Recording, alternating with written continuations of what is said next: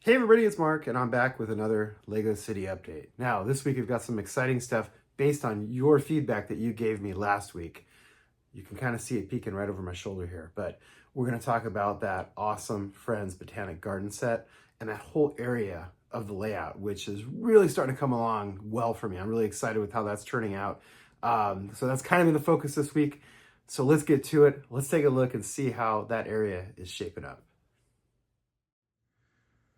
All right, well, here we are in the middle of the layout, and you can see, again, based on all your fantastic feedback, advice, comments, all that good stuff, you can see right there the Botanic Garden. I think that's going to be its new home, at least for now. Things are always changing in LEGO City, right? That's, as I always like to say, the beauty of LEGO. You can change things up, you can move it around. If you get tired of it, you can tear it apart, you can rebuild it. But for now, that's going to be the ticket right there, I think.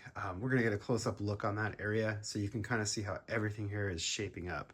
So with this is an interesting design element that I haven't had before. I finally have a peninsula in my layout. You know, I've been talking about that for years. I'm super excited to have this because it's something totally different, a new perspective, especially when we go to the backside, which we're going to take a look at because there's some exciting action on the backside of the layout too that I want to show you. However, what it does is it creates this interesting area here that I've never had to work with. Now, I could have left this open, you know, with the trains going in just a little like valley or a little canyon for the trains to drive through. But you know me in space and how I like to maximize every possible inch of LEGO space. And I said, well, wait a minute. A, how are you going to get from here to there? But also B, that's a lot of wasted space, right? And everyone loves tunnels, especially like the kids when they come and they watch the trains, love seeing them go through the tunnels. So I'm like, oh, geez, why not put a tunnel here, build over that, and we can get this really neat, really nice area, which is about, it's a base plate and a half. It's a little bit more than that because of the roads. So my rows are not exactly 16 studs wide, if you remember. They're actually 18 studs wide because I like to have a curb. And so the curb actually meshes perfectly with the modulars, raising them up, getting it all to lock in and fit. And so I've got about 18 studs in this area right here. So that translates over here as well. So I have actually an extra stud on that side over there as well. Actually, I think there's like 2 or 3 extra studs, just the way the math goes. Because of the retaining wall, that's why. So that a little bit extra here. It's totally okay though, it's workable. It breaks my usual trend of saying, hey, you know, thinking 32 by 32 squares, which I love to do. It doesn't always work out that way. Another area where that didn't quite work out is over here, because this is a 4-foot span, which doesn't add up to 10-inch.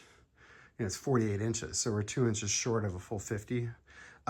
So this is the same idea here. These are kind of cut base plates. I kind of had to jimmy this to make this work, but it's working. Ah, you're gonna notice something's missing there too. We're rebuilding one of the sea caves. I'll actually preview that in a minute as well. But back to this area. So you can see Botanic Garden. I think that really works there. As I pull back, you can kind of get a view of like the whole city and the whole layout, how everything's looking. And it looks pretty darn good there, right? It looks like it fits right in there. This is one of those sets that I like to tell people, you know, when they tell me, oh, Mark, what are we going to do? I really want to get into building a city.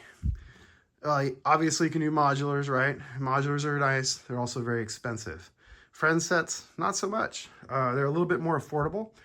And you can do quite a bit with them, as you can see. And actually, I'm going to show you on the back side in just a minute other things you can do with these smaller sets that they have. Friend sets, city sets, creator 3-in-1s, although they don't do a whole lot of the buildings anymore, which is kind of a shame. But there's a lot of opportunity with other sets that you can take and make them your own, add on to them. Now, I will admit, this is actually 2 Botanic Gardens, so it's almost the price of a modular, just to get all the elements and the pieces that I wanted. But again, there's a lot you can do with these sets, so just keep that in mind. So once again, taking a look at this front area, I think this works really well. I just have to figure out what to do here, and that's actually a good question point for y'all watching. Should this be tiled, cobblestone, combination of grass and cobbles, grass and sidewalks? For now, I started kind of tiling. I don't know that I want it like solid tiles the whole way. I think that's gonna be a little too much tiling. Maybe some grass areas. I don't know. What do you guys think? Give me some ideas in the comments, please. Let me know what you think to do. Maybe cobblestone just over here around this area. You know, I think there's some good options here. The Jawa Juice stand is temporarily there. It's a little too big to fit into this area, I feel.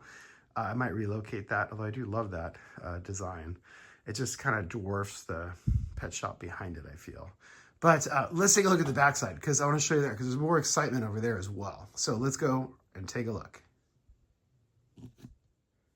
So here we are on the backside of the layout. Now, you can get your bearings. You can see there's the rest of the layout here. This front area right here, this is that peninsula that I've been talking about that I'm loving, because this is a different perspective that I usually have never had an opportunity to work with before. So I'm super excited to have this, and I'm still tinkering with it, trying to figure out exactly what I want to do. You'll notice the Botanic Garden's missing because, of course, it's back behind the diner here. We'll show you that in a minute. But I want to talk about this stuff in the foreground because, once again, you'll notice these are these mini modulars, I like to call them. They're basically a mixed match of creator 3-in-1s, creator sets, friends sets, you'll see, and actually even city sets. Basically, I've taken these and I've just kind of added little bits and pieces to them. They, you know, most of those sets from those lines tend to not be complete. And so you do need to kind of build them out and add to them, but you don't have to do a whole lot of modification if you don't want to. So like, for example, this townhouse is pretty much as it was, as it came out of the box. I just kind of filled in the back walls on it. Sandwich shop, I did a little bit of modifications to, and then on, you know, on down the line, the probably the most radical redesign is the, I call it the Olive Garden, but it's the pizzeria from Friends line. It's a several years old set. This was a really pretty set. I felt it was really neat with the elements, and the design was just totally different. And so I was like, oh, I gotta have this set, and I gotta use it in the city in some way. And so that's the result that you see here. Now, you'll notice there's two mini modulars that we did not have before. And I'm gonna highlight these really quickly because, again, it shows you the things that you can do with sets that are not standard like modulars that you think of when you're building a city. So this first one right here, this was a Creator 3-in-1 from a couple years back. I think it was called a Toy Shop. It was something like that. It was very inexpensive at the time. And it's a really small, really unique modular. I'm gonna try to grab it here without it all falling apart. But basically it's built on a 8 by 16 plate. So it's really skinny, not a lot to it, very simple. It's actually modular-esque, so you can actually pop the top off to get inside and play in it if you want to. But this set was actually for another project I was working for.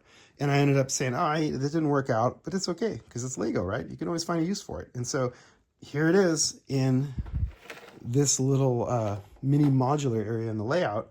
And I think it just works. It's a cute little set. You can add as much detail as you want or not.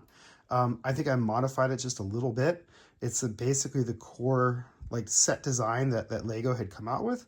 You know, I just kind of fleshed it out. I just kind of, you know, added a little bits here and there, added the back to it, which is almost always you have to do with almost all of these type of sets.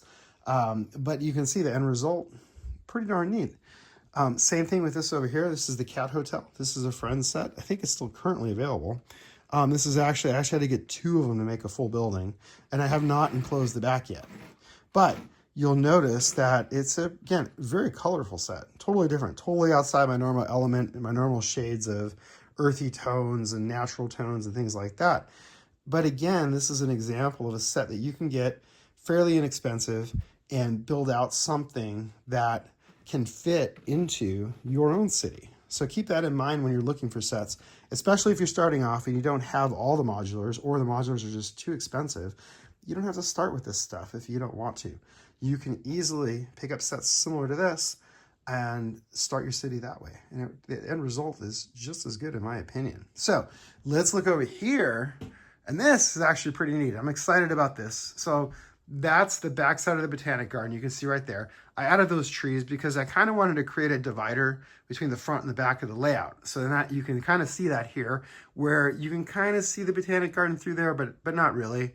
It's hidden pretty well with the trees, and they actually make a really nice barrier to separate this part of the layout. Now, my thought for this area right here is parking lot. Now, I know that's gonna, you're all probably like, what is he doing? Mark's the guy that like optimizes the space. What's going on? A parking lot? That's a waste of space. But I feel like it fits next to the diner, and I do have some really awesome classic Lego cars that I could put in this area. I've got my Challenger. There's a hot rod from the tuning garage. There's a few others I can think of. So I'm thinking that for now, this will be a parking lot. Maybe at some point, the owner of the diner will sell that and we'll build out something there. But for now, parking lot. And again, you can kind of see how the roadway is going to go here. So the road's going to, just flow around here. You can turn into the parking lot. Probably need to add another crosswalk right here. And then the road will continue on that way. That little area there, that's going to need a mini modular because you can see it already. You can kind of see how that space right there is jarring when you look at it, especially I'm like, whoa, that's bad. So a mini modular of some type or a 16 wide modular will go there. But again, you get that nice view of the back side of the layout. This foreground area, this will all be filled in as well with probably like just a walkway. And again, which would be nice, again, with the crosswalk right there, that'll fit perfectly. And then it's a natural segue into the diner and then down the street here to get into all these other fun places. So that's kind of what we're thinking. And that's where we're at with this whole middle area here that you can kind of see. That's where we're at for this week. A lot of progress. I really felt good about it. Some weeks you feel like you don't do a whole lot. This was actually kind of one of those weeks where I felt like I hadn't done a lot.